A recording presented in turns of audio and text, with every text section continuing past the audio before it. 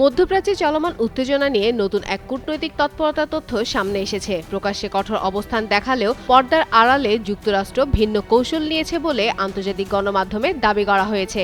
সংবাদ মাধ্যম ফিনান্সিয়াল টাইমসের এক প্রতিবেদনে বলা হয়, মার্কিন প্রেসিডেন্ট ডোনাল্ড ট্রাম্প প্রশাসন গোপনে পাকিস্তানের মাধ্যমে ইরানের সঙ্গে যুদ্ধবিরতির চেষ্টা চালায়। বুধবার সংবাদ মাধ্যমটির বরাদে ইয়ানি সাফাক জানিয়েছেন, তেলের দাম দ্রুত বেড়ে যাওয়ায় এবং ইরানে শক্ত প্রতিরোধ যুক্তরাষ্ট্রকে এই সিদ্ধান্ত নিতে বাধ্য করে। অপরিশোধিত তেলের দাম $100 উপরে উঠলে বৈশ্বিক অর্থনীতি ও মার্কিন রাজনীতিতে চাপ তৈরি হয়। গরমে আরাম নিয়ে হবে না হাহুতাশ, ঘুরলে পরে ওয়ালটন ফ্যান বাতাস আর বাতাস।